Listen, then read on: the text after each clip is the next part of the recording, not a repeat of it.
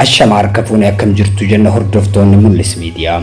Egaa oduu keenya irraatis qabannee dhiyaanneeti jirra. Like, share, subscribe godhuudhaan maatii keenya ta'a.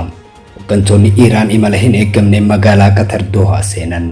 Pirezidaantiin Ameerikaa Doonaald J. Tiraamp jilli USA bakka bu'anii mari'atan Iraan waliigaltee raawwachuuf akka hin ariifannees hubachiisan. Hooggantoonni olaanoon biyya Iraan marii nagaa fuulduratti Ameerikaa waliin godhamu dursuun magaalaa guddoo Qatar Dohaa seenuu miidiyaan Reuters gabaaseeti jira. Sochiin hooggantootaa kanaan dura dhimma nageenya naannichaa irratti yaadame kun xiyyeeffannaa guddaa argachuunis gabaafamaa jira.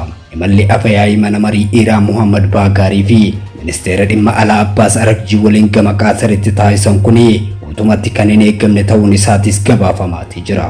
Keessumattuu hooggantoonni sadarkaa olaanoo lamaan kun yeroo wal fakkaatatti dhimma kanaaf deemuun isaanii dhimma xiinxaltoota siyaasaa biratti dubbatamaa jiru ta'uunis ibsameeti jira. Marii nagaa yaadame kanaanis nageenya naannichaa tasgabbeessuuf yaaliin godhamu kuni hariiroo Ameerikaa fi Iraan jidduu jiru gara fuulduraa irratti dhiibbaa fi jijjiirama akkamii akka fidu addunyaan ijaaf gurraan hordofaa jiraachuunis ibsamee jira. Ministeerri muummee Itoophiyaa Abiy Ahmad onkololeessa dabre paarlaamaa irratti dhihaatanii ibsa yeroo kennanitti bajanni mootummaa federaalaa naannoo Tigraay ramadamuu misoomaaf osoo hin taane meeshaa hidhannootiif oolaa jira jechuun kan isaan himatan. Bal'ina oduu kanaatiif Kadir Qamar akka itti aanutti dhiyeessa. Xalayaan bulchiinsa yeroo Tigraay ebla keessa bahee baajata naannichaa gahuu qabu keessaa parsantii 50 ergamuu ibseera. Yeroo ammaa mootummaan federaalaa kaabinee Dr. Dabratsiyooniif beekamtii kan hin kennin yommuu ta'u garuu baajatanii ergaa fi dhimmi jedhu gaafii fa'aa jirudha.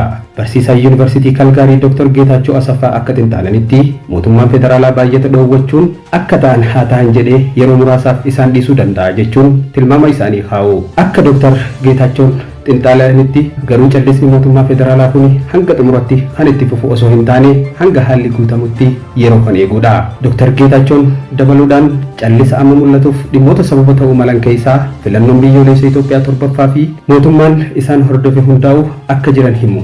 Yeroo dhufu ganna ta'uu isaa akkasumas walitti bu'iinsi giddugaleessa bahaa keessa jiru mootummaa federaalaan tarkaanfii deebi'uu kan tursuu isaaf yaada keessa galchuu mala jedhu. Bulchiinsi mootummaa federaalaan beekamtiin kennameef aangorra waan hin jirreef baajataa fi meeshaalee ijoo kan irratti mootummaan federaalaa xiyyeeffachuu akka cimsu malu dubbatanii jiru. Kana malees Dr. Geetaachoon kun immoo TPLF hanqina kana guutuuf guutumaan guututti biyyoota alaa waliin hariiroo akka danda'u hubachiisaniiru. Mootummaan federaalaa fi humnoonni Tigraay akka waliigaltee Pirootoriyaa waraana dhaabetti marii siyaasaa akka taasisan eeggamaa ture.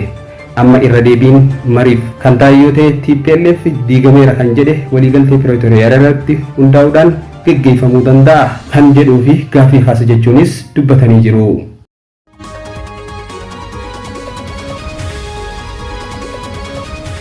Gama odeeffannoo ispoortiitti hoggaacha tarkaanfannu ammoo Pep Guardiolaan akka Ingilizitti leenjisaa seenaa addaa hojjete jedhamullee Manchester City gadhiiseeti jira. Yeroo gaggeessaan isaaf godhamuttis Guardiolaan ija imimmaaneetiin miira isaa ibsachaa ture.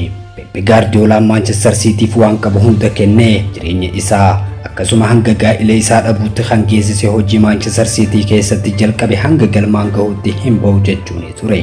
Itihaaditti kan dhufe waggaa 10 dura ta'ullee eegasii Manchester Cityn akka Awurooppaatti kilaba cimaa fi sodaatamaas ta'e. Waggaa 10 keessatti waancaa 20 mo'achuun jaalalaa fi ulfinaan nagaya dhaammate. Kaleessa tapha xumuraa Itihaad irratti Aston Villa waliin yeroo taphatan xiyyeeffannoon nama hundaa tapha mo'achuu osoo hin taane yeroo dhumaatiif leenjisaa Manchester City gaggeessuudha ture. Pep Guardiolaan imimmaaniin hudhamaa nagaya dhaammatus taphattoonni isa waliin kilabicha keessatti seenaa hojjetan kan akka Bernardo Silva, John Stones faanis kaleessuma isa waliin nagaya dhaammatan. Pep Guardiolaan tapha xumuraa isaa Itihaad irratti taphachuun carraa gaarii ture. Lakkoofsa deeggartoota istaadiyamicha galaniitis riikardii cabsee jira. Pep Guardiolaan Silva akka malee kan jaalatu hoggaaniif ta'uu waa'ee isaa dubbachuuf yeroo jedhu imimmaan isa hudhaa ture. Silvaan kaleessa taphattoota Aston Villa dabalatee kabajaan gaggeessan ta'us lakkoofsa 20 uffachuun kan taphachaa ture Silvaan Guardiolaan waliin waancaa 20 mo'atee deeme. Akka taphattoota kaanii galchii hedduu hin lakkoofsifne malee garuu lafee duwidaa Manchester City hoggaa ta'uu akkaataa Guardiolaan barbaaduun taphattoonni kaanillee gahee isaanii akka bahatan kan hedduu gargaaraa ture Silva ta'uu Guardiolaan dubbatee jira.